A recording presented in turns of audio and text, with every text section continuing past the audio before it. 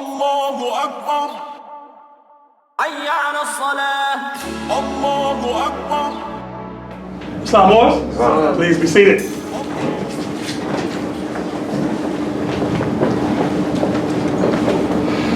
I rise, giving all praise to Allah, the Father of the universe, cherisher and sustainer of all the boundless universes. I extend the highest of honors to his holy divine prophet, Prophet Noble Drew Ali, the founder of the Moorish Science Temple of America. Islam. I extend high honors to his forerunner, the Honorable Marcus Mosiah Garvey, the founder of the Universal Negro Improvement Association, who did indeed warn and stir up the nations. Islam. I extend high honors to the Moorish flag, the red flag, with the 5-pointed green star in the center. These 5 points represent love, truth, peace, freedom, and justice. These are the 5 highest principles known to man. Islam? I extend high honors to the American flag, also known as the Stars and Stripes. This flag exists as a constant reminder that the European nations owe you, the Moors, with compound interest. Islam? This is also the flag of our birth. Islam Moors? I extend an honor to the noble Sheik staff and noble Vanguard staff who keep the peace, and giving honors to you, the Ills and Bays, for without you, there is no Moorish movement. Islam Moors? How's everyone on the holy night? I'd like to extend a special honor to our sister Maxine from Muhammad's Mosque 15B, Nation of Islam. Islam Moors? This is something that we have to get used to. You know, we have to get used to, like, fellowshipping and, in each other's camps. For far too long, we fall into the European trap of, separation. But we know that's his tactic, right?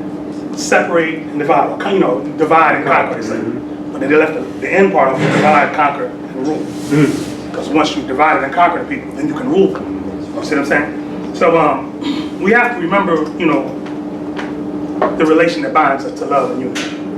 Islam Wars? I want to open up with a small paragraph from the Prophet Noble Drew Ali. You're going to hear a lot about the Prophet Noble Drew Ali tonight, because this is one of our great minds, birthed in the wilderness of North America, that we don't hear about. All right? I want to draw from Moorish literature. It's an article entitled "Moorish Leaders' Historical Message to America." Okay, and this is just a small paragraph, but to me it's very powerful. Right? It reads, "It is a sad weakness in us, after all, to oppose our fellow men for their religious beliefs. And if there are angels who record the sorrows of men, as well as their sins, they certainly know how many and deep are the useless sorrows that spring forth from such opposition. Possibly love and time will counsel our ancient hatreds in this regard, and prove that in mankind, tolerance is better than unwarranted opposition." Islam Wars? Part of, getting to know one another is we have to study what each other teach.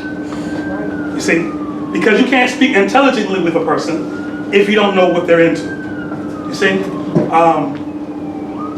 One quick way to kind of get the Moors agitated is to say anything about the Prophet Noble Drew Ali that's not in accord. Right? And it's not because we're sensitive like that, right? But it's just because, don't worry about it, y'all in Cleveland out, y'all gonna hear that throughout the meeting. Talking about silence, okay? But the reality of it is that, we're not sensitive like that, but what it is that we just love this man so much. You see what I'm saying? When you talk about somebody who changed people's lives and continues to do so from another plane of existence. No spookism. Right? The Quran of Mecca tells us, don't say those that die in my way are dead, but they live on. So we don't believe that the Prophet Noble Drew Ali is dead. We don't believe that the most honorable Marcus Mosiah Garvey is dead. We don't believe the most honorable Elijah Muhammad is dead. Our greats are just a dimension over. We can call on them with a thought. Right? We honor their works with our actions, our words, works, and our deeds. Islam? And this is how people meet these great men today, through you. Islam Wars? All right? So we have to remember that, this opposition that we have towards one another that's become popular via social media, Instagram, Facebook, etc. It has to be put to rest, right? In my day, there was a, unwritten rule that you never went, against somebody's leadership. I could disagree with your ideology, right? And we could go point for point in that. Right? But I never my sister said, I would never speak ill of Master Farah Muhammad, ever. I would never speak ill of Master Farah. I mean, the Most Honorable Elijah Muhammad, ever, right? But we sit down and come in agreement with, with an intelligent conversation about what each other's teach, right? But at the end of the day, the more powerful things that we need to get done are, in this realm as relative to our earthly salvation, meaning we got to do something for those babies. That's right. Doctrine has nothing to do with that. That's right. You can discuss doctrine while you're building, right? So as you lay the brick and the mortar, so what is that you teach again? But you work it, so you can justify the conversation, right? Yeah. But a lot of us is doing a lot of conversating, a lot of debating, but no building. Right. You know what I'm saying? If you go back in the days where most of our, our organizations were formed, these organizations that we're still in now, 20s, 30s, in the early 1900s, right? That was an era where you would say that many of our people couldn't read, right? I use my grandfather as a personal example. My grandfather was not a book scholar. You know what I'm saying? That wasn't what he was called to do, right? He owned 10 acres of land, right? Grew his own food. He's out there plowing himself. Big, strong brother. Hands were like fingers like bananas. How long they were, you know what I'm saying? Built the house that my mother grew up in. In that house, raised 9 children. Right? My grandmother never went to school, ever. Right? But she raised 9 children. Right? Went on to have innumerable grandchildren, so on and so forth. Right? But the point is, I don't know too many of our people. We got a lot of, let's say, college degrees, etc. But I don't know too many of our people that own their own land. I don't know too many of our people that own their own home. Right? I don't know too many people that own their own car. Right? You're paying payments on it. Miss a couple payments, you'll see how much your car that is. Islam was? But back in those days, they had a common sense. Right? And that common sense enabled them to get some of this earth for themselves. You see? Somewhere along the line, we lost that philosophy. And we got to regain it back. Islam was? Right? I'd like to draw from the great Quran, Mecca. Or the Quran, Mecca. Surah 12, it's called Surah Yusuf. Right, Brother Yusuf? Indeed. Surah Yusuf, right? Chapter 12 says, in the name of Allah, the most gracious, most merciful. Ayat 1. Alif, Lam, Ra. That's the 3 letters. They have a mystical significance. It says, these are the verses of a perspicuous book. It says, we have sent it down as an Arabic Quran that ye may learn wisdom. So this is from the angel Gabriel speaking to the Prophet Muhammad, peace be upon him. Right? Now, what language did the Prophet Muhammad speak? What language did the Prophet Muhammad speak? What land was he from? Arabia, right? Okay, so if he's from Arabia, he spoke Islam, right? So ayat 2 says, we have sent it down as an Arabic Quran in order that ye may understand. See, our Holy Quran, the More Science Temple of America, instructs us that man will be taught in his native tongue. Islam? So that, the Quran coming down to, for in an Arabic language was for the people that it came to for their comprehension. Islam? Not saying that you can't be multilingual, learn other languages, learn it, and gain a comprehension too. Not the thing, because it is a universal doctrine, right? However, a lot of people get caught up on that. And the Arabs will tell you that you can't have a good comprehension of the Quran unless you speak Arabic. They play that game with you. You're a convert to Islam. You know what I'm saying? To your own way of life, all right? But the next instruction, ayat 3, it says, we do relate unto thee the most beautiful of stories, in that we reveal to thee this portion of the Quran. Before this, it says, before this, thou too was among those who knew it not. Islam Moors? I think that's a point that we lose, right? We get caught up in the mix because, of how Islamism or how the teachings of the Prophet Noble Drew Ali changed our lives. We have a tendency to browbeat others because they are not in the know, right? But that is not our way. One thing when you study ancient Moorish culture, the ancient Moorish forefathers were extremely hospitable, almost to a fault. Like even, brothers and sisters in Morocco today, they even kind of held on to this. Like, if you visit a Moroccan's home, you're a visitor, they'll feed you before they feed their own family and sit, watch you eat. Ask, do you need anything else? Right? No, I'm fine. Okay, if it's all right with you, we're going to eat now. And they ask the visitors permission so they can eat. Islam wars? Islam. Right? They talk about the Prophet Abraham. The Prophet Abraham, they say, never liked to eat alone. Right? If he had to eat alone, he would go out and find someone to sit and break bread with so he could serve them. Like you said, brother, it's all right to serve. Islam wars? Islam. There's nothing wrong with that. But somewhere along the line, we mixed up servant and slave. That slavery thing, we said, blow up the picture in the boat. Still got it on the wall, right? But, a lot of times we have a tendency to, well, I'm a Moorish American now, so, forget them Negroes. Not realizing you wasn't born with an L or a Bay on your name. At one point, That's right. you were a Negro. Now, what if ones would have taken the posture, right? The one that had the nationality, whoever introduced you to the nationality, right? And say, well, I got mine. He don't have his, I'm not worried about it. And then ask you that question to jar your logic. Excuse me, brother, what's your nationality? And get that wheels turning. You see, I call that the divine question of the ages. We know everything else, right? I'll tell you something I experienced when I was about this young man's age. I was in the 6th grade, and my teacher, who was Italian from New Jersey, my teacher who was Italian thought it would be a good idea to do Culture Day. Okay? Culture Day. The idea behind Culture Day was you would bring in your flag. This is the land of school. We've known each other since we were 10. So she knows the school I'm talking about. So, it's my wife, by the way. Bring in your flag, food from your culture, music, and you dressed in a garment of your culture. Right? You already see where this is going, right? Off the tracks, right? So I went home that night, I was like, wait a minute, okay. Flag.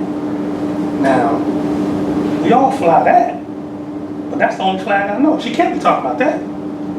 So I don't have a flag. This is the 6th grade, this is my logic, right? Food. Black eyed peas, chitlins, and ham hocks. This is what I was eating at the time. I don't know about y'all. Y'all might have been vegans from birth. I was eating everything off the plantation, okay? So I'm looking, I'm like, what? This can't be culture food, right? So I had sense enough in the 6th grade not to bring that, right? Music, don't get me wrong, Earth, Wind, Fire, well, that's cool, right? But from a decent nature perspective, right? I don't think this is what she's talking about, right? So I came to school the next day with nothing, right? So she called up, it was a Puerto Rican brother. Mr. Gonzalez, come up. No, first of all, he has a name. He honors his forefathers, right? Come up, he says, this is my flag. This is the flag of Puerto Rico, right? And he puts on, he runs the radio, the boombox, put in his salsa music. Broke out. You got it. I took some classes, bro. I'm kind of cold. Yeah, I don't want to be. I'm kind of cold-blooded. My forefathers were Moors. Islam, right? So he hit his jaw, right? The whole class went, whoa, right? And he had a bag, opened it up. He had a plate, some aluminum foil on it. Gave some rice and beans out, and arroz con pollo, some rice and chicken. You know what I'm saying? Which that sounds fly, right? Arroz con pollo. Yeah. It's just rice and chicken in Spanish. That's all it is. Okay. But he served the dish. Okay, boom. Teacher gave him good grade. Good job. Round of applause. Next person, right? Italian. Right? This is the flag of Italy. Right? I brought some pizza, because pizza comes from Islam. This is Italian music. Puts it on, he does his dance. Right? Good grade. Right? Comes to me. Right? Birth name, Kurt Overton. Kurt is Kirk, which means church in England, right? Overton it was actually German, and Overton is English, right? Do I look German or English to you? Right? So where's your, okay, time for you to come up. I was like, well, I don't have any. Say your real name. Say again? Say your real name. Kurt Wesley Overton. That's what, well, my name is Amir Heru Ranesi-El. Islam. I only found that subsequent to the Prophet Noble Ali. Islam. I didn't know him then, right? But, so, she said, well, why don't you have anything? I said, because I realized last night I don't have a culture. Her eyes filled up with tears. And she said, don't worry about it. And she moved on. Right? She went to other people, something like that. Bell rings. Everybody leaves. She said, stay behind. That was crazy achievement. Oh no, here's the crazy part. It's about 6 years old. Though. it's about to get in 6th grade. It's about to get rich. So I'm like 12. I'm like 12. It's not even 6th grade. Like 12, right? Yeah. You know what I'm saying? 11, 12. So, bell rings, everybody leaves, I'm lagging behind. She's like, no, I need to talk to you. She said, well, because you didn't do the project, I have an extracurricular assignment I want you to do. Right? If you do this report, I'll give you a good grade for the project. Sorry, what is it? She said, I want you to research Granada, Spain.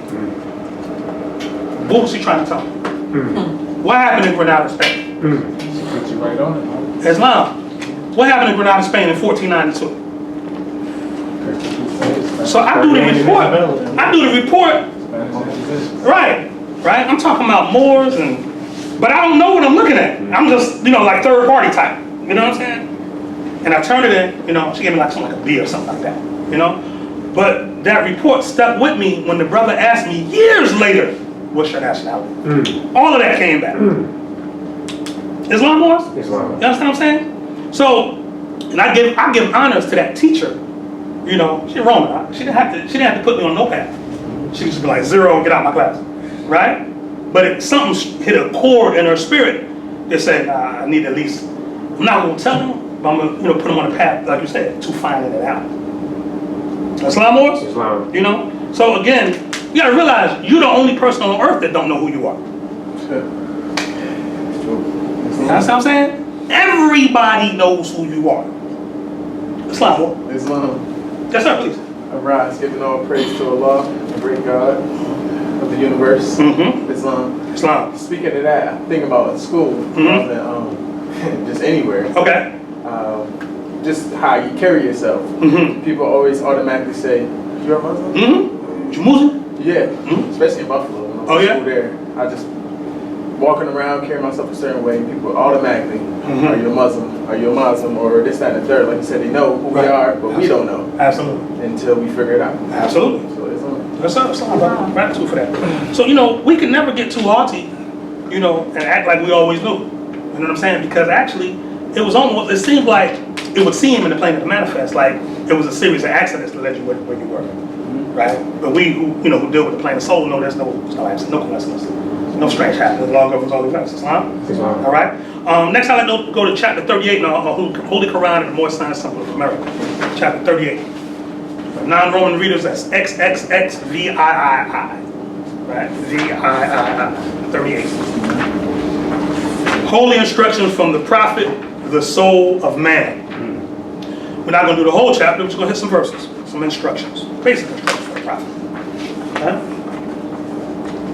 Hit Islam when you're there. Holy instructions from the prophet, the soul of man. Instruction 1. The blessing, O man, of thy external part is health, vigor, and proportion.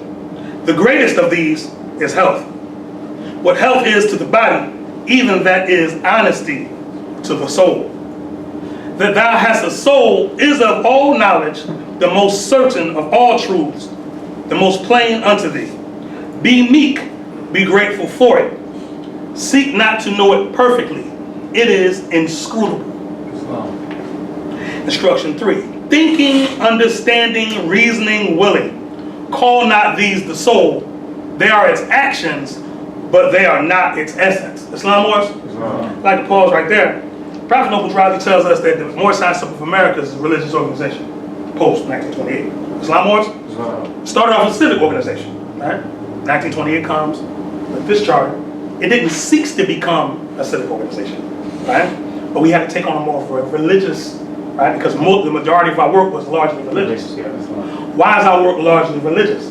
Because it is impossible to raise a person up dealing solely with their carnal mind. It's impossible. You see what I'm saying? Because he tells you right here, it starts instruction 3. First word is thinking, right? With us, what? With us, all members must do what? Proclaim their nationality, right? And we are teaching our people their nationality. For that process to work, the people that you are instructing must know how to think. Islam? In order to straighten that out, you got to tap into their soul. You got to bypass their carnal mind and talk directly to their soul force. Islam wars? All right? Thinking, understanding, right? Prophet says the gifts of the understanding of the treasures of Allah. Islam also? Islam. It says reasoning, right? How important is the ability to reason, right? Because once you tell them what you tell them, now they have to weigh it out, right? And there's a process involved in that, right? And that process, if you're not instructed how your process works, people, they buffer. I call it buffering. People buffer different ways. Some people stare at you. I've had to, as speakers, you'll find this out. That, or if you haven't experienced it already, you're wielding your hammer, right? You're swinging your hammer, you're driving your points home, and the people just looking at you. I ain't reached these people on. That might be his process. He might check out, facially, but mentally he's working that. That might make sense. Some people zone off, right? Some people are more talkative. They question, they engage. So everybody has a process. So you have to know a person's process. And willing, right? The ability to have strong will, because your heart must become fixed, right? Once you reason it out and say this is the truth, now you have to have the will, right? Or they say the wherewithal, right? To stand 45 on salvation, right? Which usually takes a lot of time. You know what I'm saying? Because how many times you see yourself on and off the rock? You're in the cares of the world, back on the rock. In the cares of the world, back on the rock of salvation. Islam more? We're more familiar with the cares of the world, so we'll choose that. You see what I'm saying? Just to have something to complain about. Prophet talks about that, right? How was your day, brother? Oh, and 20 things negative. Brother, you breathing, aren't you? Islam, you got all your mind? Islam? You ain't got no warrant. You might got some warrants, I don't know. But if so, they ain't got you yet, right? You got another day to work it out, right? You got something you can point to, brother. Islam. Ain't that right, Mobile? You got something you can point to. But I know my people, we fall in love with complaining, right? Because that's our default mechanism, right? But the science says you have to reset your default mechanism. Or like I like to say, shatter your inner Negro. Most of us like to keep them around because my man, that's my man. That's my man's in there. You know what I'm saying? Like, if it get rough, I can call on him. And he can represent me, or should I say misrepresent me, with all kind of folly and savagery and stuff like that or whatever. Then you got to put the genie back in the bottle, which is usually hard. Right. Islam, or I can reset it and be my higher self, which takes more patience. You have to eat more from people. You have to eat more humble pie. You have to love and not demand love in return. So when you give love and you don't get it back, you got to be okay with that. You got to be okay with that. The Quran of Mecca, I was reading in Surah Ali Imran, chapter Surah 3 in the Quran of Mecca the other day. And I hit a verse that made me stop, close the Quran, and walk off. Like, it said, Allah blesses those who obey Allah and the Messenger while they are wounded. See, because most of us, what we do, when we get hurt by something, you know what I'm saying? We're not trying to listen to none of the instructions when we talk. Right? Because we go to what the internal default mechanism is. You see what I'm saying? Because again, we like to wallow in that misery, right? Or that inconstancy and that insufficiency. You see what I'm saying? Instead of just, if I just be my higher self, I wouldn't be going for this. Not saying that you won't be tried. You might as well go ahead and get okay with that. All that, why me? Why is this happening? Why not you? What you think you here for? Why do you think you came to the plane of the manifest? You came here to be tried. Come on. Islam was? Allah says, do you think you would say that you have faith and not be tested? Back to Surah Yusuf, right?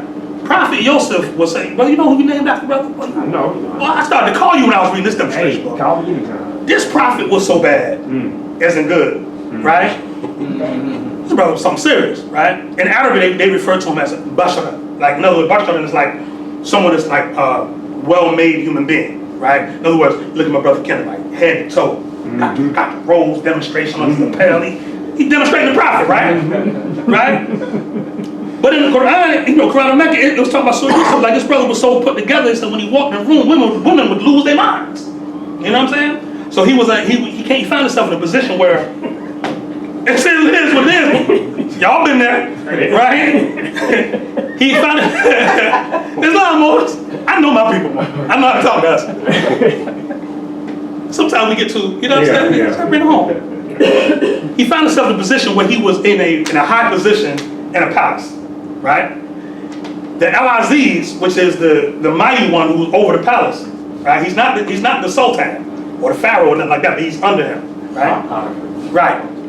His wife saw Prophet Yusuf and cornered the brother and lost her mind, started grabbing on him and stuff. He's like, oh, this is forbidden, stop, right? And he turned away from her and she grabbed his shirt from the back and it ripped, right?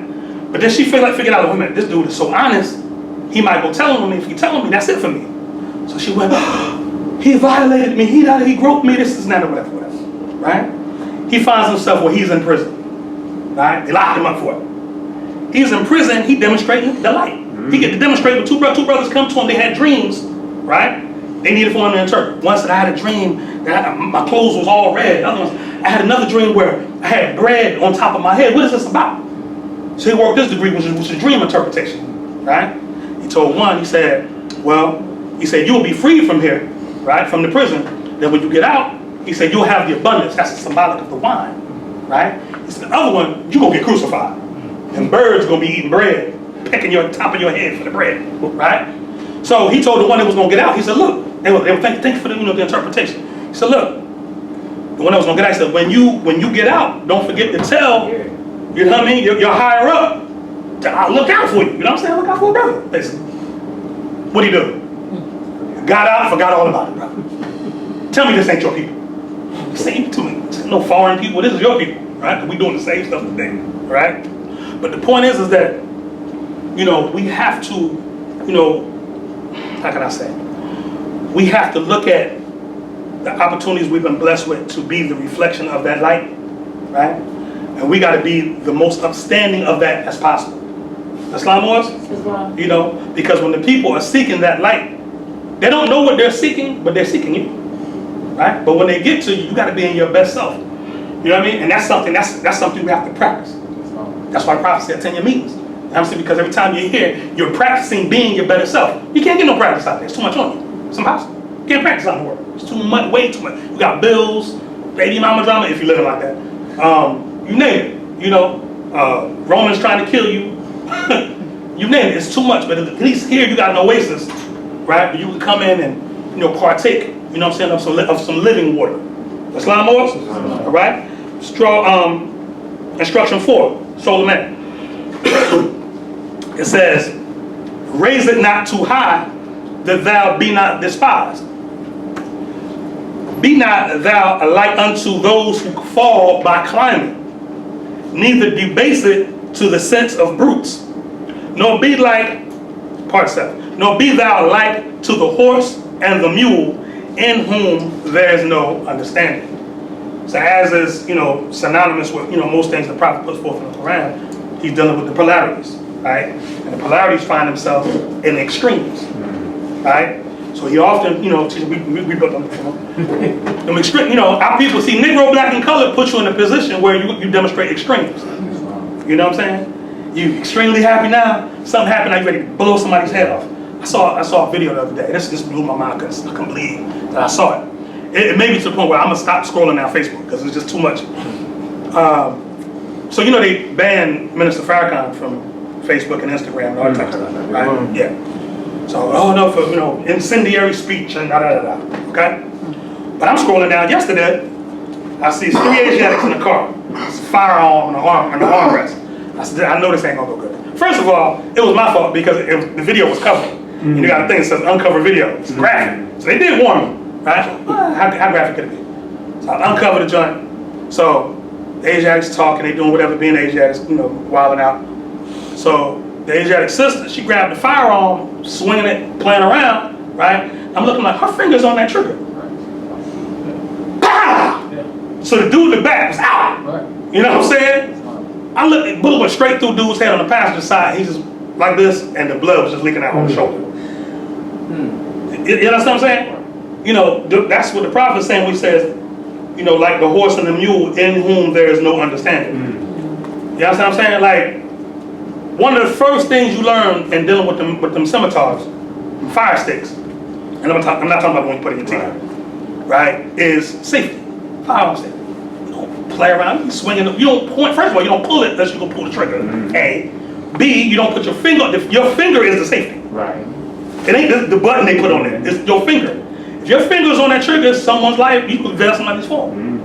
Islam was? See, in the world, in Asia, everything is done from the position of sport and play. You know what I'm saying? Everything is a joke. Everything's funny, right? Now, I like to have fun just like the next man. But it's certain things, like, has anybody ever seen a picture of the Prophet Noble Drew Ali smiling?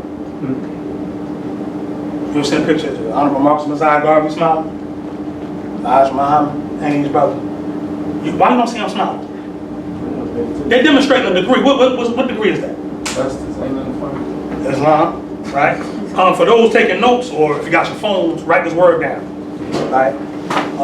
Stoicism. S-T-O-I-C-I-S-M. S-T-O-C-I-S-M.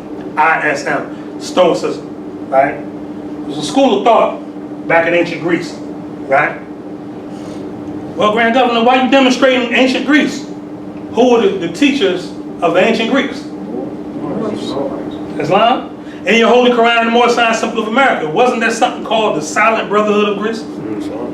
Wasn't there something called the Silent Brotherhood of Rome? Islam was?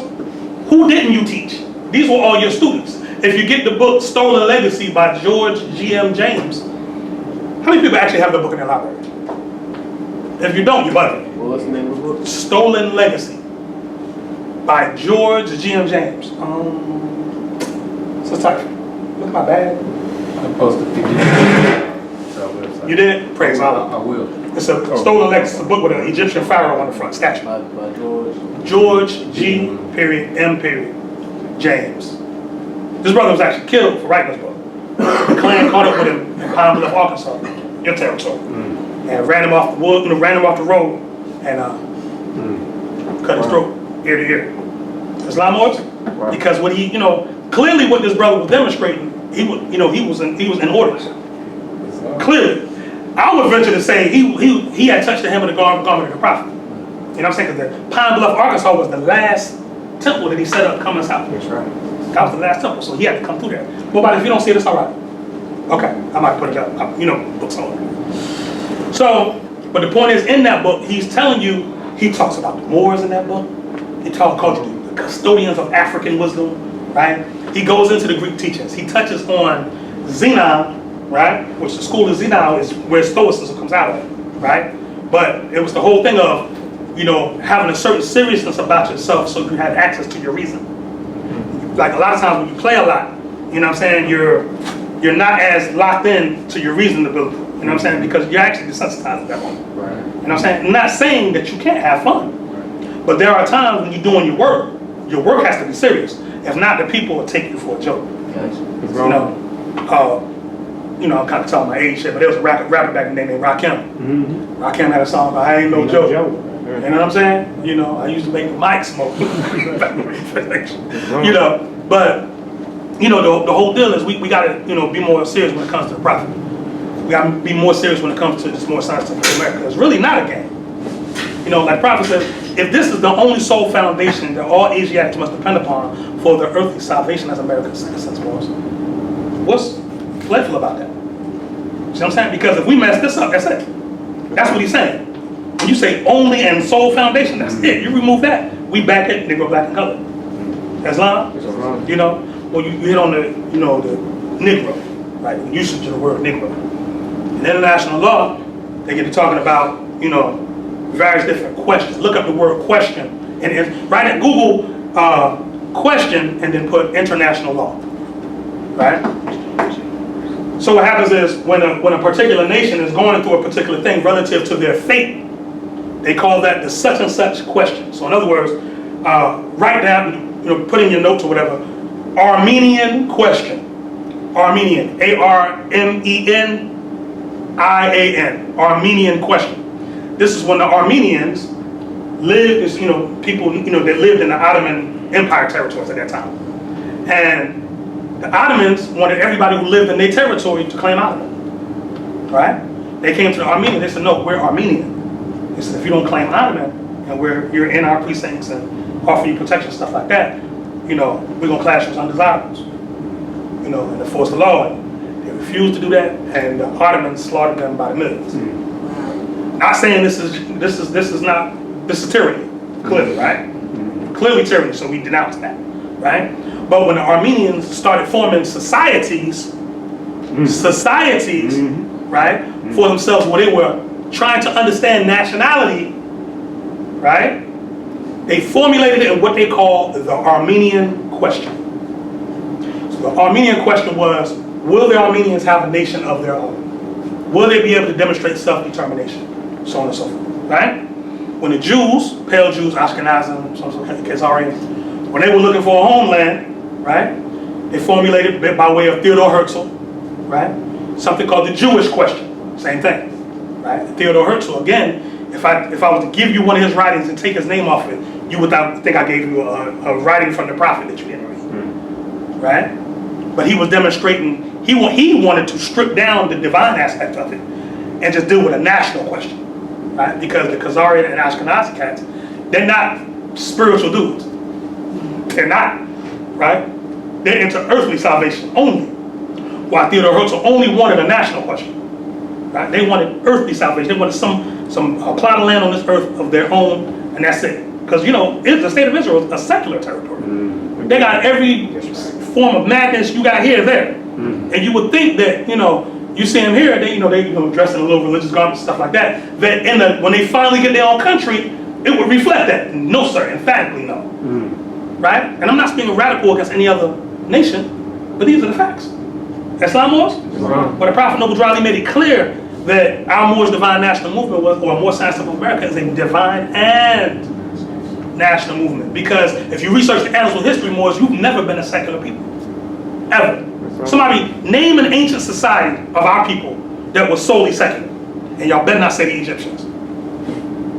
Because if you ever research the Sheik Heru or the Book of Coming Forth by Day, which they call the Book of the Day, they got the lake of fire, the afterlife. They got all the cultural trappings of religion in that text. Islam? Now, did they deal with it from a scientific perspective? In the mysteries, yes. Right? But they, to the outer, in the exoteric, right? They give them more ceremony and form, right? Because at a certain point, they had to outlaw people from reading. European wasn't the one that started that. Islam was? Back in those days, only the priest could read. Only the Pharaoh could read. Pharaoh's God on earth. Pope didn't start that. Pope's trying to be your forefather called Pharaoh. Islam was? All right? So, I slightly digress, right? But like instruction 4 says, raise it not too high.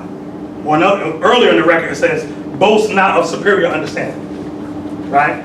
And because if you research the history of your forefathers, that's why I put the picture of the Moor up, and research the history of our forefathers, we boasted of plenty of superior understanding. We're arrogant. That's how we felt, right? And when the ancient mystic came and tried to tell us that we were leaning too far to either the right or the left, we didn't want to hear it. Islam was? Islam. All right? Before instruction 5. Instruction 5. Search it by its faculties. Know it by its virtues. Virtues. They are more in number than the hairs of thy head. The stars of heaven are not to be counted with them. Right? Virtues. For those taking notes, write these down. Dominion. Dominion. Or put an S on that. Dominions. Orders. Thrones. And virtues. And you could also put with that cherubim and seraphim. Right? What these are different classifications of angels or energies. Islam? Cherubim and seraphim. S-E-R-A-P-H-I-M. Seraphim. Right? So when the prophet gets to talking about the virtues, when you flesh that out and you really get to, unfold that, those are energies. Right? So even if you take it like, let's say, prudence, right? Let's say, I want to demonstrate more prudence with my actions, right? There's an energy that governs that, internally and externally, right? And if you're demonstrating that, you'll pull that energy, you'll magnetize, pull that energy towards you, right? Temperance, right? Which is, basically moderation, a form of moderation. If you're demonstrating that, you'll pull more people to you that's like that. And the adverse effect of that is that those that are opposite to that will also want to be around you. You'll notice that if you're a healer, right? Some of you are healers tonight. If you're a healer, you attract. One day you'll look around, you're like, why got all these negative people around me? Right? Because they come. In other words, when you go to the doctor's office, ain't a bunch of well people at the doctor's office. So they want to be around. They don't know why.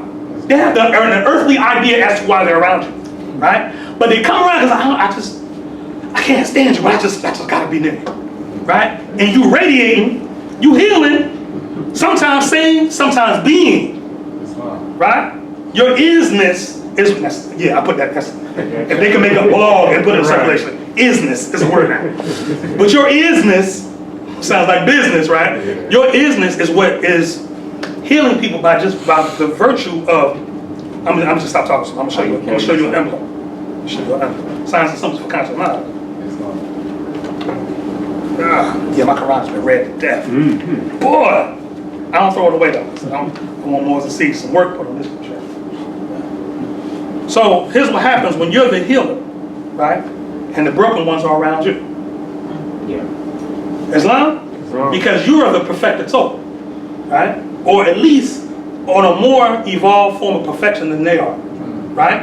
And these broken blades of grass find themselves as, I just gotta be near this person. But if you're not up on what you're supposed to be on, you look around and get frustrated at all these, because they're saying negative stuff around you, and you're constantly, don't put that out in the universe. Don't say, don't think like that. Don't. And you get tired and frustrated. After a while, you're like, I can't do it no more.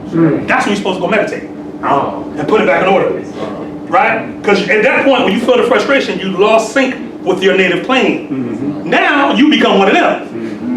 I find myself going to I know you do. I work in the strip club. Oh, brother, you inside more. Yeah, Inside of. But you know what though? You know what though? Lots. That's why people at.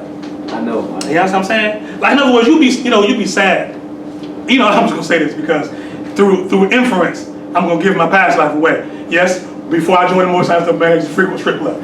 I stated that on the record, okay? It is what it is. I live in Atlanta. All right? Not an excuse, by the way. But the reality of this, that's my wife laughing, by the way. So I won't get an argument when I get home. So you hear her laughing, right? I better not hear nothing in the truck. But the reality of it is that because if you're on security, you're vigilant, so you watch. Yeah, I right? see everything. Right, no doubt. I'm still. Exactly. Let peace be still, right? When you're looking, everybody ain't in there. Some jokers is in there, sad and like on something else. Their bodies are there. But their minds in yonder kingdom, they somewhere else. You see what I'm saying? Right. You know what I mean? So, a lot of times, I'm not saying that, that's necessarily the environment to just break out your circle 7. Don't do that, right? But instead of doing that, be the circle 7. And I see a lot of men. I see it in the posture. A lot of dudes, since I've been in there, I've seen a lot of dudes' postures change. Oh, man, yeah, because you're healing. How the way I walk and the way I carry myself. And I see them getting to walk with their chest out there. Prophet says, demonstrate with clearness and power. So when you wrote, I'm back in the day, right? I was born in 72. So when I got a little older, you know what I'm saying, somewhere around, I'm still a child, but like, 78, 79, going into the 80s. I remember coming out of the house. And now so when I came out of the house in that era, you might hear Curtis Mayfield playing, you're going past, you know what I'm saying? Guy riding around with his 8-track playing, stuff like that. But I remember back when sisters, you know how brothers watch sisters walk, right? I remember back in the day when sisters used to watch brothers walk. Girl, look how strong he walking. The brother from the 70s walks, bro. Yeah, Rudy on Fat Albert, you know what I'm saying? You know what I'm saying? But the reality of it is, because she's looking for like, she might have been missing that in her life. And she gained a piece of that by just watching the brother walking through the neighborhood, which remind her that strength is still on deck. You see what I'm saying? Because most of us is like, we gotta really analyze the generation that's out here now, because those are the ones we gotta save, right? Becoming effeminate. Absolutely. You see what I'm saying? Why? Because we're not doing what we're supposed to do as brothers. You know what I'm saying? We're not in their lives. We're outsourcing our duties like, but ain't my child. You know what I'm saying? It ain't my problem. Yes, it is. Because when he get older, he gonna come rob you. You see what I'm saying? He gonna come and terrorize the community. They said, there's an African proverb that says, those children, I'm paraphrasing, those children who can not sit by the fire of the village will burn the village down to feel its warmth. You know what I mean? So, that's the vibe that we on. You know what I mean? It does take a village to raise a child. You know what I mean? And contrary to popular belief, we've never been individuals, ever. This is new. This is all new to us. And I'm saying, we're like one generation in this, right? This ain't even like we've been like this for a long time. That's a lie. Because the only reason we made it through what we made it through in the past was because we had each other. You know what I'm saying? We're the only group of people on earth that refer to each other as brother and sister with no immediate family bond, and it's not rejected. What's up, bruh? And the brother don't say, well, some do, and those are the ones we know they're out of their minds, right? But, well, you ain't my brother. No, it's just like, what's up, bro? If for nothing else, you get the nod. The nod, exactly. Right? The nod is the same thing in India when it's namaste. I bow to the divinity in you. That's the nod, right?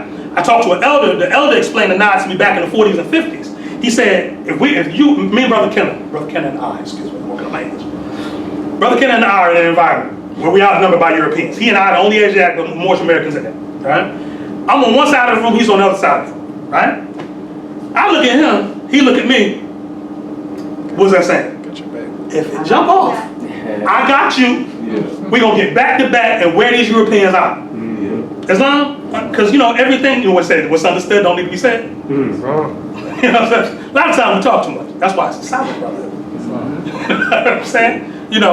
But the reality of it is that only reason we made it through a lot of that stuff back in the day was we had each other. You know what I mean? I remember when crack broke out in my neighborhood, sisters that was late 80s, sisters that were nurses, stuff like that, running down the street screaming butt naked, that type of stuff. You know what I'm saying? Sisters like I distinct memory being on the block.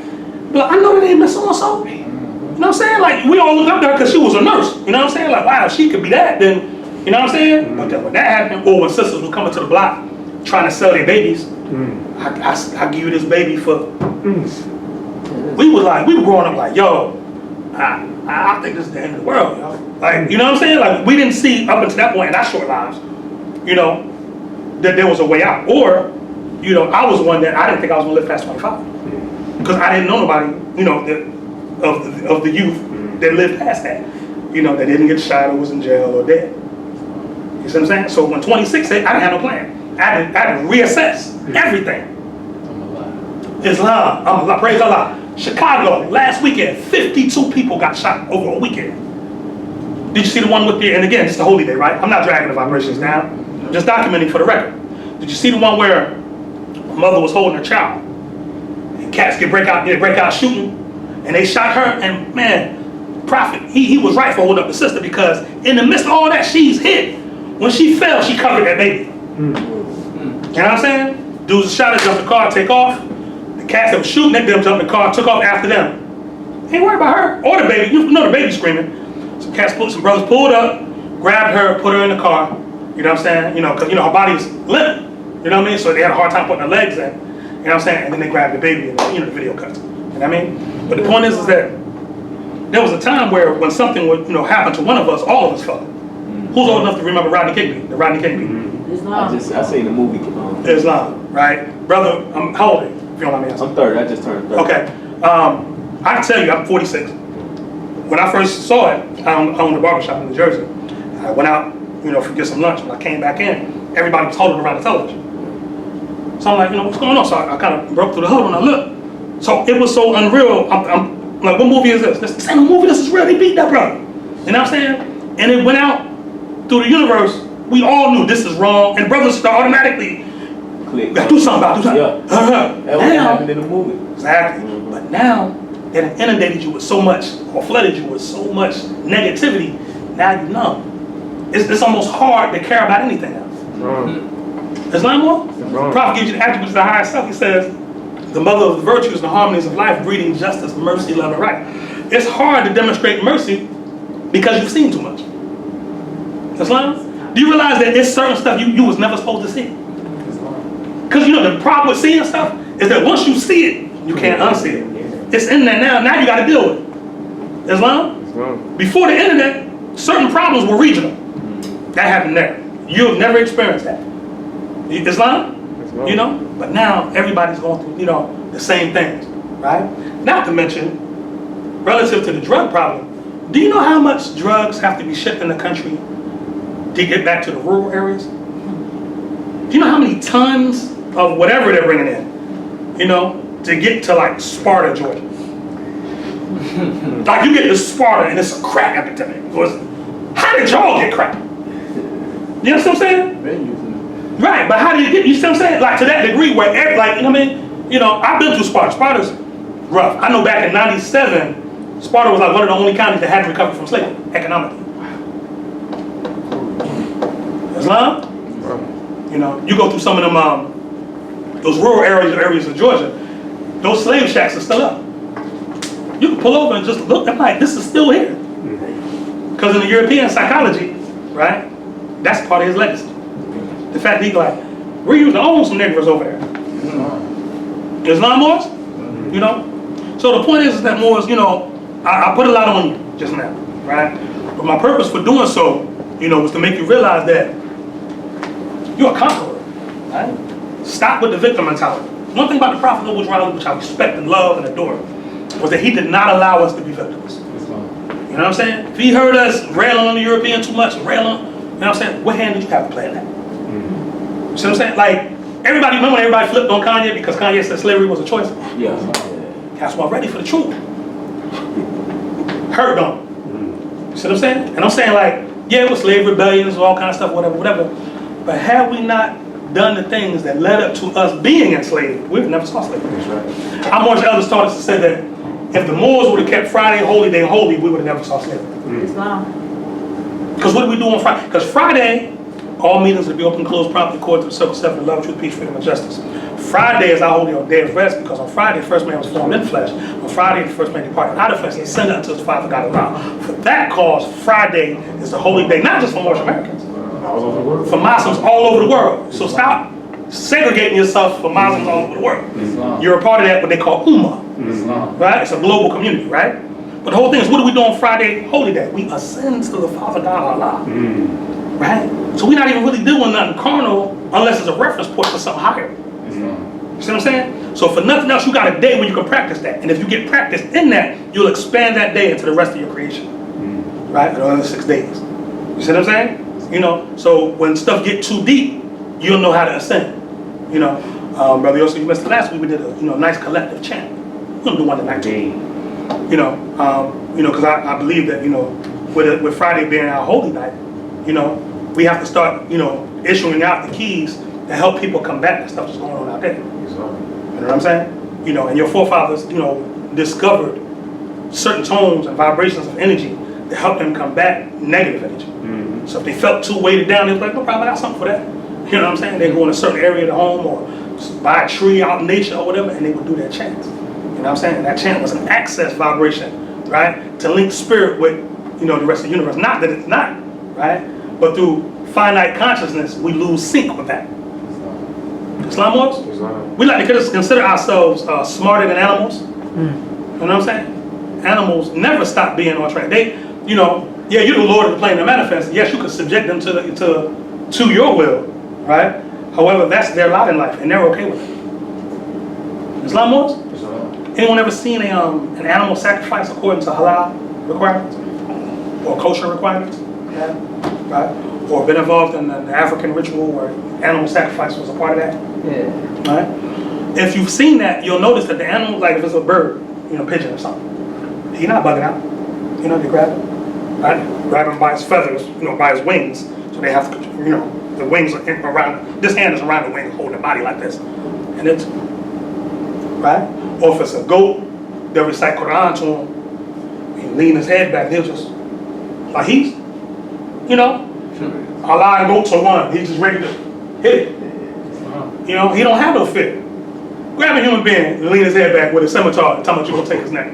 You're going to get all of it. You know what I'm saying? You know, not saying that you shouldn't do that, right? You know, but at the same time is that the animals have a certain sync with nature, right?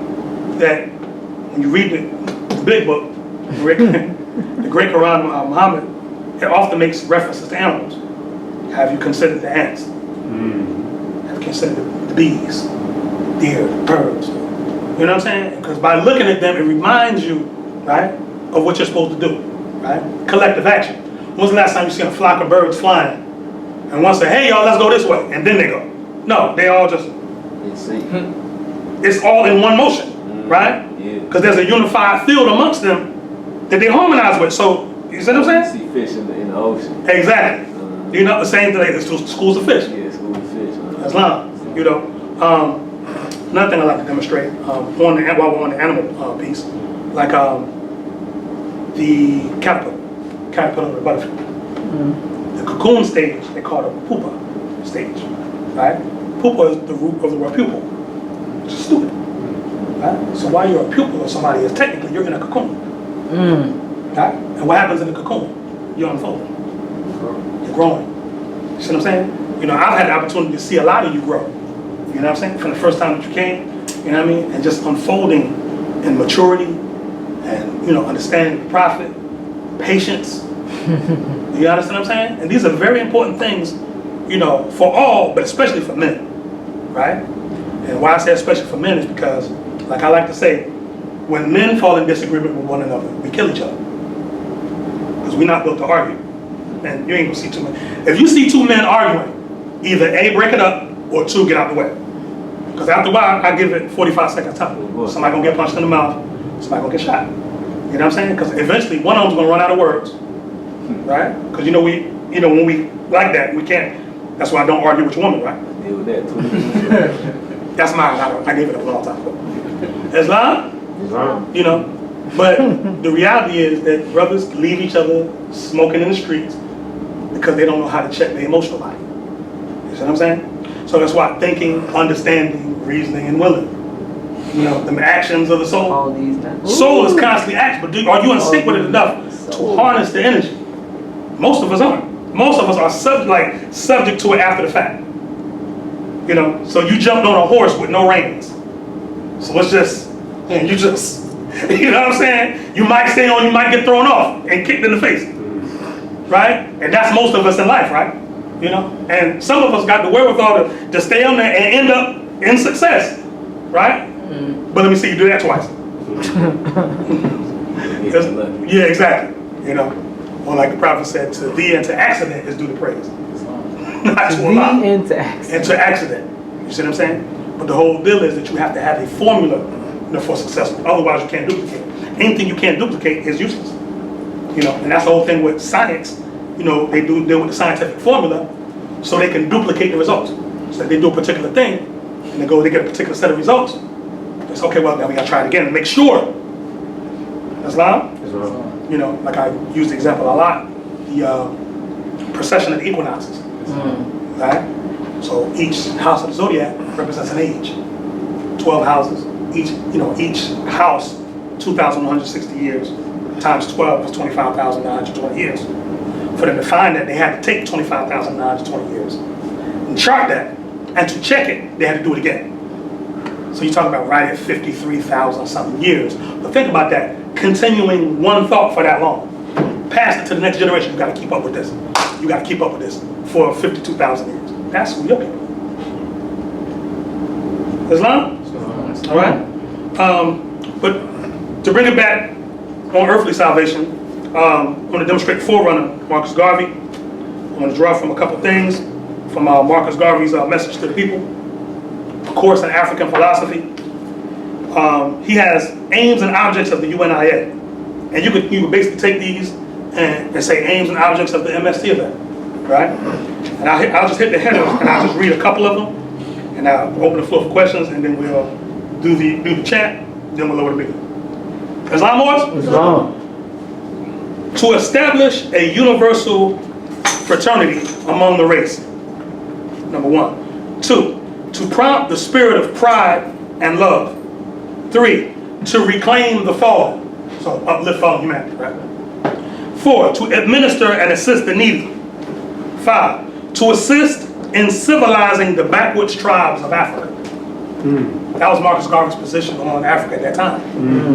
Right? 6, to assist in the development of the independent Negro nations and communities. 7, to establish commissionaries or agencies in the principal countries and cities of the world for the representation and protection of all Asiatics, irrespective of nationality, right? It didn't say, it said Negro, right? I just replaced it. It's not. 8, to promote a conscientious spiritual worship among the native tribes of Africa. 9, to establish universities, colleges, academies, and schools for the racial education and culture of the people. 10, to conduct a worldwide commercial and industrial intercourse for the good of the people. 11, to work for the better conditions in all Asiatic communities. Islam, Morris? Islam. Right? I'd like to draw from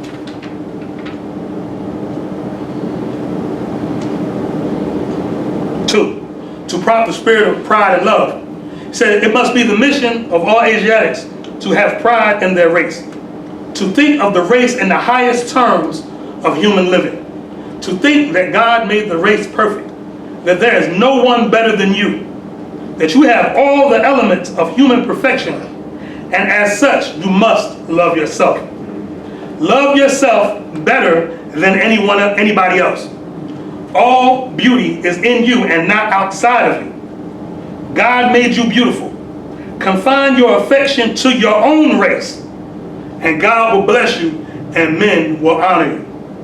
Never be unkind to your race. Never curse your race. If anything is being done that is wrong by a member of your race, try to put him right. Don't condemn him without hearing him. Give him a chance to do what is right before you denounce him. If he provokes you, try to put up with his ignorance and persuade him to be kind, gentle, and good. Islam? That's the same thing we were just demonstrating about, you know, when a person's sick. That's something Nina Simone said, like, God give me the strength to realize that my people are sick. You know what I mean? Because when they flare up, you know what I'm saying, it's easy to get caught in the flare up, right? Not realizing this is a program they're doing, I didn't even know. You know what I'm saying? You know, think about it, you weren't even created to hold hate. Try to hold some hate if you want to and see what happens to your form. You know? You talking about everything will start breaking down, right? I ain't never heard of nobody die from just holding too much love. You know what I'm saying? Or demonstrating mercy and forgiveness. And that's another thing too. How many people have heard the phrase in Arabic, astaghfirullah? I've heard that phrase? You know, yeah, brothers, you know, in the hood, astaghfirullah. Astaghfirullah, brother. But it's astaghfirullah. And astaghfirullah comes from the root word gufar. Everyone, gufar. Gufar means to forgive, or Allah's attribute is El Gufar, which means the forgiver, right? So when you say astaghfirullah, you're saying, I seek refuge in the forgiveness of Allah. You know what I'm saying? So you'll say that when somebody's trying to pump your ego up and give you flattering and stuff like that, astaghfirullah. You know what I'm saying? Praise Allah. You know what I'm saying? Because we're hurt. The Muslim hurries up and gets that off of them. Because you don't need that to blow your head up. Worst thing in the world is you just start feeling yourself, even a little bit. Right? Don't get me wrong. Be confident. You know, demonstrate clearness and power. But no, it's not of your own will a lot of times. You know, it's Allah having you in a brother. Allah, think about this. Allah has you at your place of employment, right? It's no strange happening that you're here, right? You're being exposed to these lessons, which I'm quite sure you're already a student's brother. But he has you in a potentially volatile environment because you're the thinking person. Do you understand what I'm saying? And something go on, you're the one that might not stomp somebody's brains out because they did an infraction or had a little too much to drink. Yeah, I understand. You understand what I'm saying? You know, because you know, other brothers is in there might not feel it. Yo, listen, look, I've been working out all week anyway. I want to see some of this stuff work. You know what I'm saying? Nah, we ain't gonna demonstrate. He ain't our enemy. You know what I mean? Just he's a little intoxicated. You know what I'm saying? And the worst thing they could have ever gave our people is that fire water. You know, them spirits, they call it. The alcohol, because it binds with your lower nature and you become something worse. Exactly. You manifest the Negro, like, you see what I'm saying? Like you said, a fool, right? So, you know, this is where we are, boys. You know, the Prophet Noble Dry, you know, he tells us about our ancient and divine creed, right? So we talk about that, but what is the creed? Honor thy mother and thy father, the baby. Covenant. Covenant. What is the creed? And this, you know, ones will go to say that the Moorish Empire fell because we forgot the primary aspect of our creed, which is there is no God but Allah. La ilaha La. Let's, everyone la. illallah. Ilaha. Ilaha Illa. illa Allah. Allah. La. La Ilaha. ilaha Illa. illa Allah. Allah. La. La Ilaha. ilaha Illa. illa Allah. Allah. Everybody sit up straight. Plant your feet flat, firm. Sit up right. Right? So before we do the chant, right? La ilaha illallah is broken out into two sections, right? One is a negation, one is an affirmation. La ilaha is a negation. The word ilaha means divinity, right? Or something worthy of worship, right? So la ilaha means that there is no divinity. There is nothing worthy of worship. Illa Allah, illa means except, right? And Allah. So there is no divinity or nothing worthy of worship except Allah. Okay? So what we're going to do is, before we do the chant, we're going to inhale through our nostrils, right? Fill your lungs full of air, right? Then you'll do the negation. You breathe back in through your nostrils, and then you'll do the affirmation. Islam was? Right? We'll do that. We'll do 3 deep breaths. Right? Upright. Inhale. Exhale. Inhale. Exhale. Inhale. Hold it. Exhale. So for a second, we held it for 7 counts. All right? So I'll give the tone. And when I do my hands like this, you join in with me.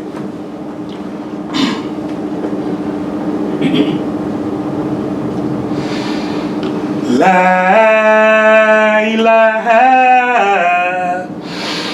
illallah.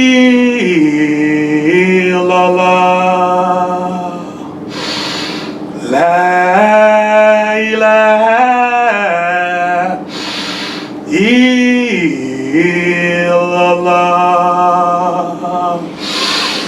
La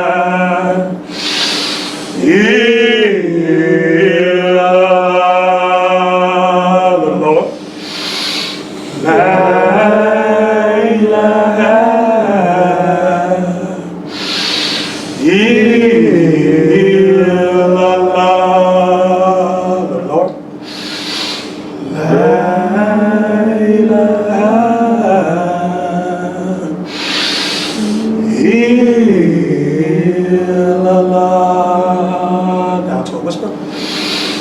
La ilaha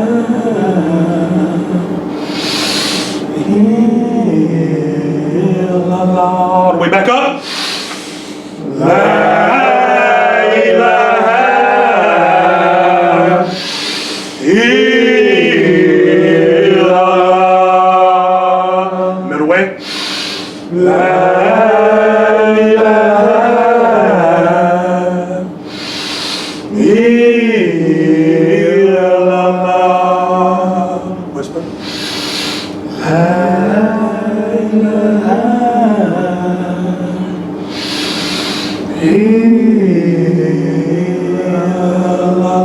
Elongate.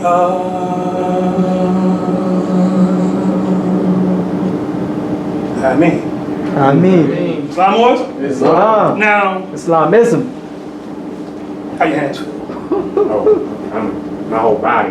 Right? Yeah, it's vibrating. Now, Five.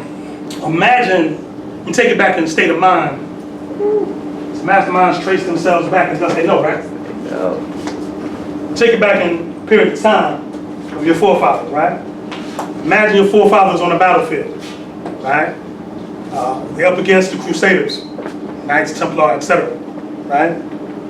Before the battle begins, there's a group of mystics off to the side, right? They might number about 300, right? They gather together in a circle and they're wearing all white, right? And they begin with a chant, something similar to what you just did, right? Now, if you felt that with the small handful that's here, imagine 300 Muslims. Islam. Islam was? Imagine 300 Muslims that don't fear nothing but Allah. La ilaha illallah. La ilaha, ain't no divinity except Allah. And then who we're across from on this battlefield ain't Allah. Matter of fact, in all the world, there's only two things. What are they? Truth and falsehood. What is truth? Truth is all. Truth is Allah. What is falsehood? Falsehood is what? Just appears to be. That which would And will pass away. and will pass away. Islam? So when you're across from falsehood, and you chanting that la ilaha, boy, right? Which is why when your forefathers went in battle, right, there was often times where we weren't stopping, right? And you find times when the Muslims was getting defeated, it's because we was falling out of rank with each other, right? Or Moors was demonstrating fear, right? Moors don't know nothing about fear, right? Like in other words, you have to listen for stuff in children. When your children see police sirens, watch their reaction. You know, I had to get something out of my granddaughter, right? She was 4 at the time. And she saw some, sirens. She was like, I was driving, she said, Abu, slow down, because I don't want you to go to jail. Where did you get that fear from at 4? Who taught? See, Allah never gave us a spirit of fear. So who taught that to you? And see, nowadays the children are getting it by observation. Don't have to teach it to them. But if you're not teaching your children, someone is. Islam? But Moors, I just want to impart that to you. Over successive weeks, I have a lot of chants that I've studied over the years. And we'll be imparting different ones. Don't let Friday be your only day when you use that stuff. You know what I'm saying, brother? When you're in your environment, and it's crazy and it's all that, you know, there's an aspect of that. Anybody been to a Native American powwow? No? I have. Well, let's come go to some this summer. Okay. There's a bunch of them like That's Canton, good. Georgia. You know what I'm saying? When you see them chanting and they going around, Yeah. first of all, those are brothers, let's be clear. Right. I see the brother Evans going around the fire Evans. You know what I'm saying? Killing it. But they were doing their chants. And I'm listening, I'm like, the rhythm of some of that is Sufi. You know what I mean? Anybody ever seen the Cherokee All things before? we want. Truth is Anybody heard of God. Sequoia, the Cherokee chief? He's dressed like the brother. If Brother Yosef had a turban on, he'd be dressed just like him. Tunic, sash, turban, whole nine, right? The last Cherokee chief was named Ramadan ibn Wati. Wow. Ramadan, that's an Arabic name. Ramadan, son of Wati. Islam Moors? All right? So those chants are very ancient. You know what I mean? Be careful how you use them. What the Prophet said, do not falsely use these lessons. You know what I'm saying? If you're angry, you find yourself in this position, do this 2 more minutes. If you find yourself in a position where you're angry, right? Kind of lower your vibration first before you do that. Before you, involve yourself in the chant.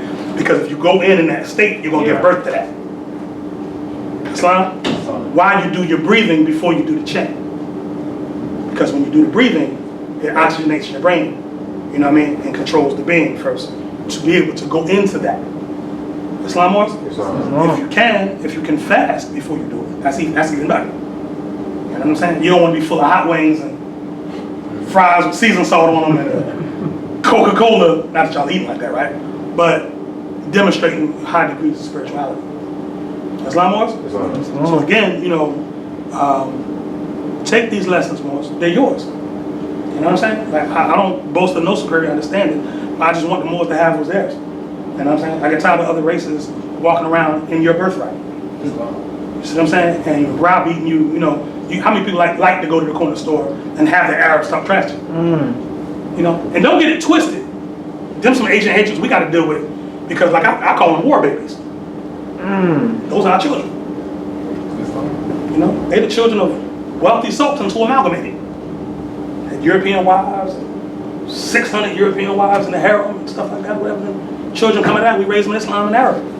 You know, gave them salat and all that type of stuff, the discipline in nature, because they had a cross spirit. Islam? You know, I'm going to say something, it might sound crazy. The Moors are the biggest deadbeat dad on the planet. Yeah. You don't want them child support papers going in there. Yeah. You know, every nation on the earth, right? You know, I grew up around Italians, man. You know what I'm saying? That attitude, that, yeah, man, all that. I'm like, what do you think you? Yeah, you got that. Yeah, you acting like it because you got me in you, and you can't handle it. So they, you know what I'm saying? Real haughty, real braggadocious, real, you know what I'm saying? You know, as them trying to stabilize melody. Islam, you know, the dynasty that conquered Sicily, you know, and brought it under Islamic control was the Fatimid dynasty, the Moors. You know what I'm saying? It was around like 878 AD or something like that. You know? But the point is more, I love y'all with a perfect love, not, you know, I want y'all to leave here with a spirit of love and built up in vibration. You know what I'm saying? Like I don't want you just built up intellectually. That's not gonna save you. You know what I'm saying? You being smart philosophically is not gonna save our people. You know what I'm saying? But you having that vibration, like if you, just how you felt when you finished that chant, imagine if you walked around like that in that energy area. You know what I mean? And that's what I'm talking about you gotta cure our people from inside out. You know what I'm saying? You can't run up to them and hit them with Act 6 and you not nigga over there. Nah, well, you got to love, you got to hit them with love. Treat them right, respect them. Yes sir, no sir. You know what I'm saying? You ever yes sir, no sir, somebody was ignorant? I'm out here, you know, against my barbershop. So during the day, I see people, me and my wife at the end of the day, sometimes we have to go out in the parking lot and sweep up chicken bones. People eat plates of wings and just throw the whole box of wings out the window here. Go out there and sweep it up. And sometimes they do it when we write, you know, like before they'll just do it right there parked. And I'll walk up in the spirit of love, because I'm angry, but I'm trying to work on myself. So I walk up, how you doing, brother? I just sweep it up right in front of them. And then they switch polite, brother, I'm sorry. I didn't mean to do that. One elder told me yesterday, I was gonna get it. He's an old man, he's like 60. All right? Just throwing chicken bones on the ground, right? I walked up to him. This time I gave him a plastic bag, right? I said, here you go, brother, this is for the rest of your chicken wings. He said, brother, I was gonna get those. I was just throwing one on the ground for right now, just get them out the box. What they say in Atlanta, where they do that at?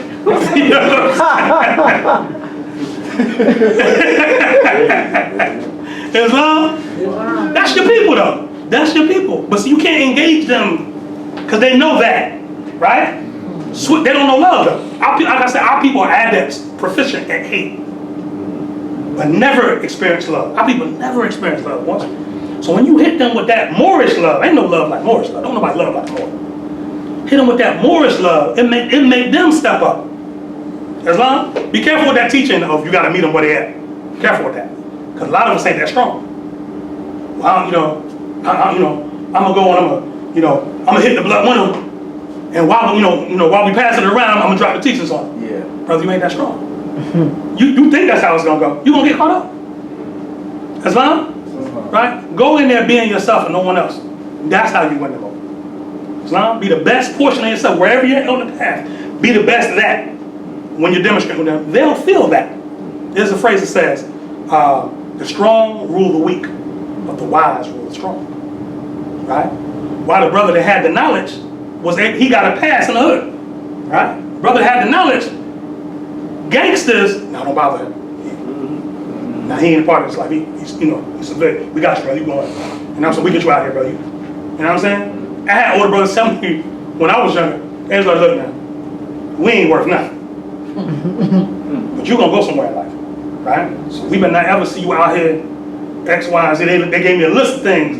We better not, if we ever see you doing this, we gonna have a problem with you. Because you got a purpose. We ain't got no purpose. I said, brother, you got a purpose. Nah, man. I'm saying, man, seriously, man, you got a purpose, man. You know, go and be that. And I'm like, you know what I'm saying? Because I was always the voice of reason. I'm always the one, we better than this. Our people, our people, our people. I'm talking in we, they talking in I. They're like, our people don't talk like that. I'm like, you just did. You said our people. See, that's what I'm talking about. Islam, you know, but, you know, just be that and don't be afraid to be yourself. That's one thing I give Brother Yosef. That gonna be at work, working at the airport with a blue velvet turban on with a jewel on it. That gonna be being himself and facing them Europeans. How you doing? Yosef El. Yes. Picture the prophet on it in his work area. Put it right in their face. He's not going at Morris on Friday and, how are you? I'm Brother Joseph Johnson Williams. Respect anybody named that.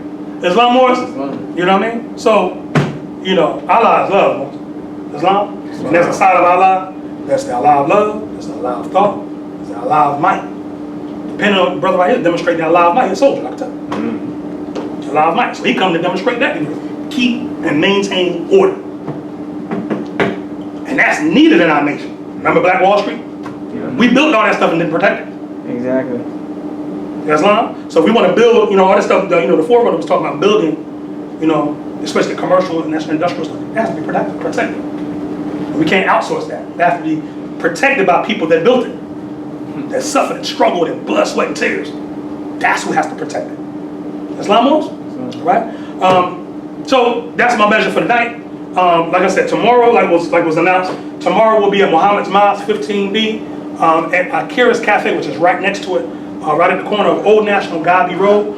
For those who can attend the Unity Banquet, please come out. You know what I'm saying? You know, we love, you know, everybody to come and demonstrate that spirit of unity. And they've also asked me to come out on Sunday to share a few words about the Unity Banquet, right? And then this coming Wednesday, my wife and I were invited to, the House of Prayer, the United House of Prayer Church for All People, which is 2 doors down. It's right in the big old church with the lions right next to us. And their national representative is going to be in town.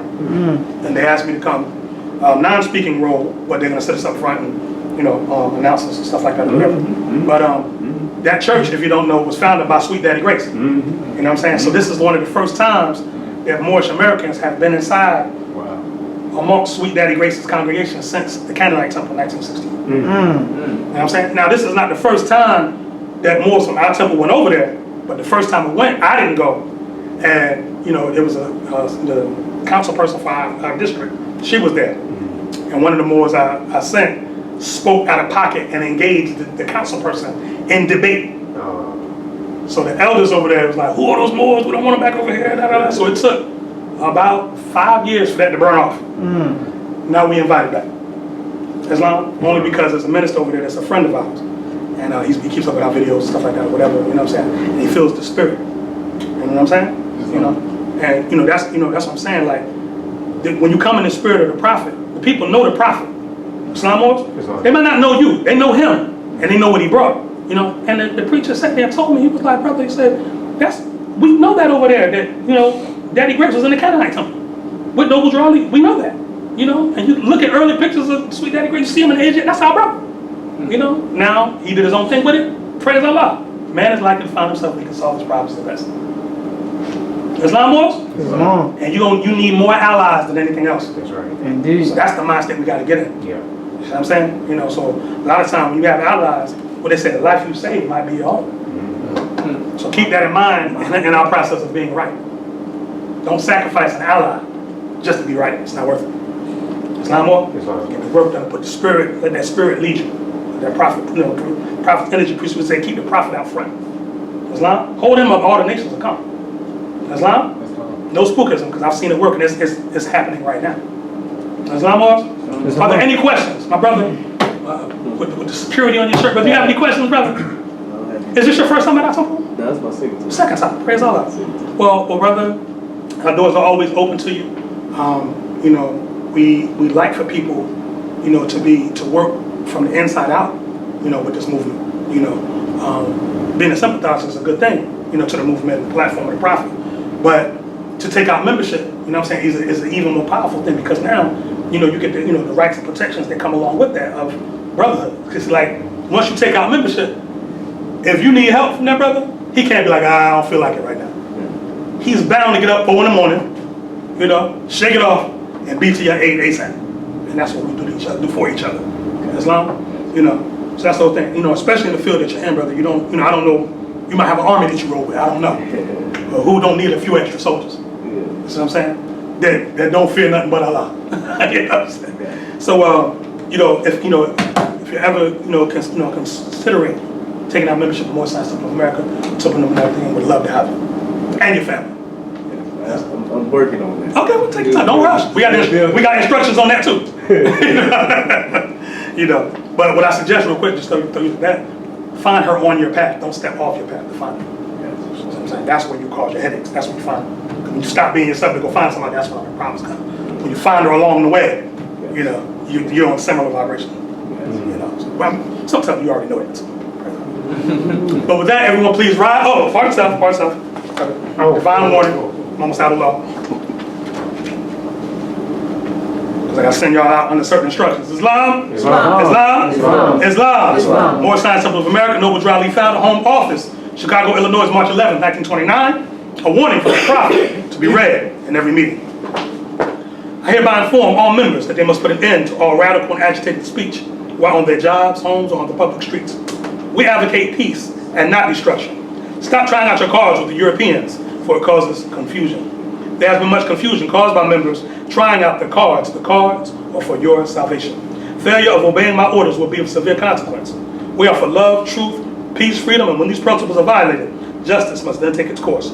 Any member or group of members that seek to hold malicious feelings towards the temple or the prophet, or to violate the divine covenant of the Moorish movement, will receive their reward from Allah for their unjust deeds.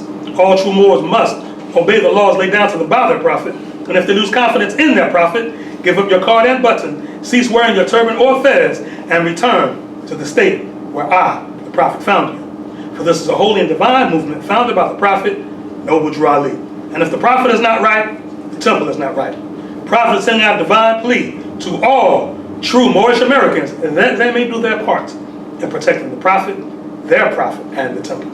This is an everlasting movement founded by the prophet through the will of Allah to redeem his people from their sinful ways.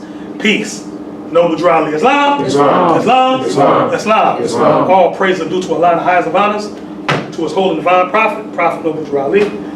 Moors, it is a high honor to be a part of this divine and national movement. Islam Moors?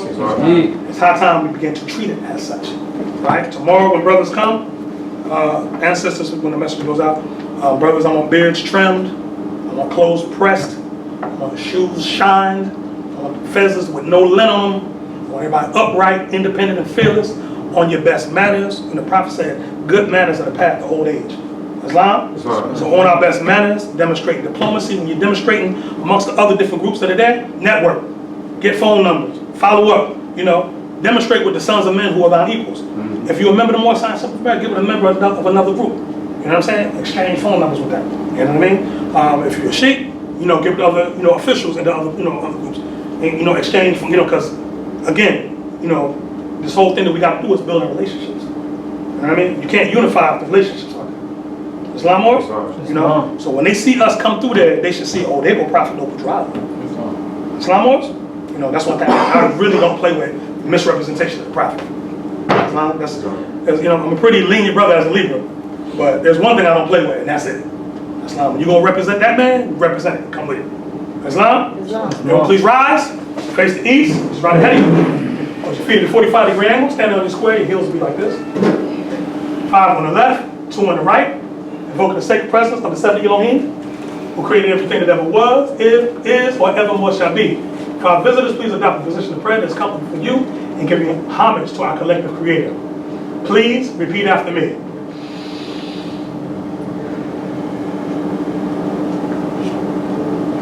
Allah, the Father of the universe. The Father of love. Truth.